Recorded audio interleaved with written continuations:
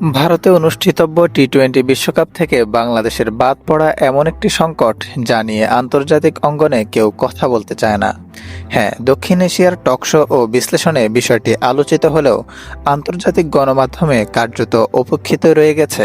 অথচ এটি কেবল একটি দলের বাদ পড়া নয়, বরং বিশ্ব ক্রিকেটের শাসন ব্যবস্থার গভীর সংকটের প্রতিচ্ছবি। এই নীরবতার কারণ এবং বাংলাদেশ কেন টুর্নামেন্টের বাইরে, দুই প্রশ্নের উত্তরই এক: বিশ্ব ক্রিকেটে ভারতের একচেটিয়া ক্ষমতা। আন্তর্জাতিক ক্রিকেট কাউন্সিলের দায়িত্ব ছিল বৈশ্বিক ক্রিকেটের সর্বোত্তম স্বার্থ রক্ষা করা, কিন্তু গত 2 দশক ধরে যে অভিযোগ শোনা যাচ্ছিল তা গত 2 বছরে আরও স্পষ্ট হয়েছে। আইসিসির কার্যত উদ্দেশ্য এখন ইন্ডিয়া ফার্স্ট।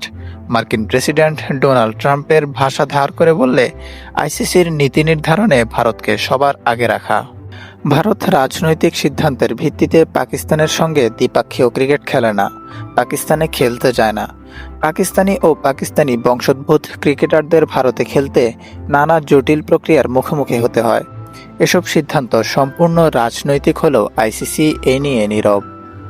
কিন্তু একই ধরনের রাজনৈতিক ও নিরাপত্তাজনিত কারণে বাংলাদেশ ভারতে খেলতে অস্বীকৃতি জানালে তাকে টুর্নামেন্ট থেকে বাদ পড়তে হয়।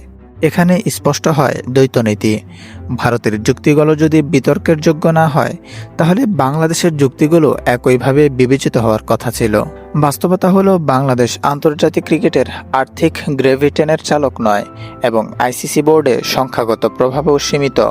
ফলে সিদ্ধান্তের পাল্লা ঝুঁকে পড়ে ভারতের দিকেই।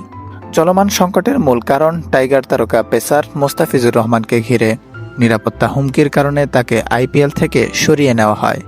যদি সেই হুমকি এতটাই গুরুতর হয় যে একজন ক্রিকেটারকে ভারতীয় টুর্নামেন্ট থেকে বাদ দিতে হয়, তাহলে পুরো বাংলাদেশ দলের নিরাপত্তা নিয়ে উদ্বেগ অমূলক একথা কিভাবে বলা যায়?